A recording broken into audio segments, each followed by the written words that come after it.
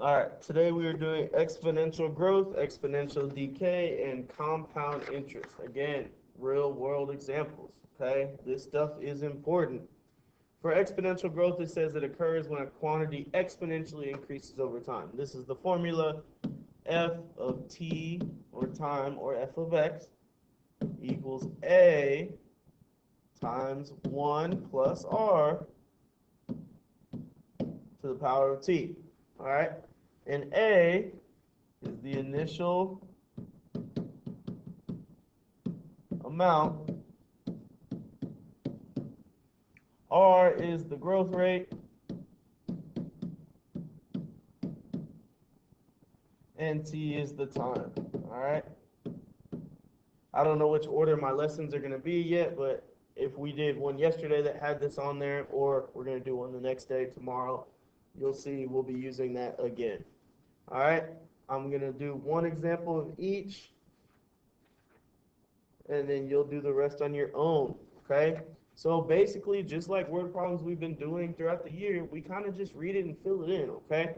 So it says the original value of an investment is $1,800. If the value has increased by 7% each year, write an exponential function to model the situation. So we're going to write the equation first, then find the value of the investment after 15 years.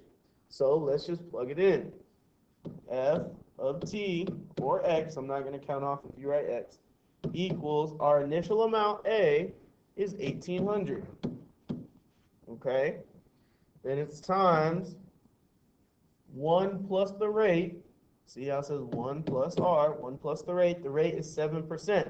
Remember, 7% is really 0.07. Please don't write 1.7 or 7. Okay? It's 0.07. So 1 plus 0.07 is 1.07. All right? To the power of t. That's the equation. All right? Now we just fill it in. F of t, or again x, equals 1,800 times 1.07 to the power of 15. All right, this time we're actually solving it. We did the equation. It says then find the value after 15 years. So type that in your calculator, literally in order. 1,800 times 1.07 to the power of 15. I like to do 1.07 to the power of 15 first to see what I get, then multiply it by 1,800, okay? Just in case the calculator for some reason gives you something wrong. But if you do it right, you should get 4,966.26. And we're done. That's it. As long as you have the formula and know what each letter in the formula means, it's just as simple as plugging them in. Just make sure you do the math right, okay? 7% is really 0.07. We turn it into a decimal, okay? And that's exponential growth. You'll do number 2 by yourself, all right? Moving on, exponential decay. The only difference here, A, R, and T are all the same thing. I'll let you write that down yourself so I don't take up too much of your time. The only difference is F, T. Think about it. If we're decaying this time, decay means decreases. So if you're smart enough, which all of you are, the only difference should be 1 minus r to the power of t. If you notice, once you write that down, look up back at exponential growth. The only difference is the symbol right here.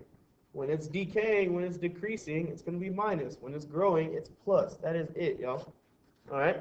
So again, I'll do number 3, and then you'll do number 4, and then we'll flip it over on the back. It says an investment of $1,200 is losing value at a rate of 4% each year. Write an exponential function, and then find the value of the investment after 9 years. This is going to be easy. First, we're going to write the equation. The equation is f of t equals the original amount. The initial amount is 12,000, excuse me. 12,000 times, so this time, it's decreasing at a rate of 4% each year. So 1 minus 4%. Again, 4% is really 0.04. So 1 minus 0.04 is 0.96. That's basic math. We should know that. So inside here is 0.96 to the power of t. That's the equation we need. Now we're going to find the investment after 9 years. So 12,000, why do I keep saying 1,200? 12,000 times 0.96 to the power of 9. When you do that, type it in the calculator. If you do it correctly, you would get 8310.41, and that's dollars, so we'd say it as $8,310.41. So that's how much you have left after 9 years. So it's decreasing, and that's it. All right, so number 4 should be easy. Number 2 should be easy. All right, on the back side, last type, we're doing compound interest. Compound interest is stuff like when you put money into a bank and it says you're earning 8% interest or 10% interest or 5% interest. You want to know how much you're going to get after a certain time. All right, and this is the formula. A, big letter A, equals P times 1 plus R over N to the power of N times T. All right, so it's a little bit more complicated than exponential growth and decay. But P is principal, or think about it as initial amount. So just the same as exponential growth and decay, P means principal amount. So what you started with. R is the rate, of course. N is the number of times compounded. Number of times compounded. All right, number of times compounded, and that's yearly. Okay, put that in parentheses. And then T, of course, is time. So again, I'm just going to do number 5, and the rest are for you. All right, it says Laura deposited $12,000, that's 12,000, into an account that earns 8% interest. How much money will she have in 5 years if the interest is compounded quarterly? All right, so let's write this out.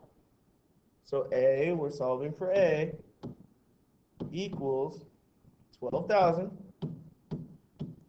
times 1 plus, now it's time to fill some stuff in.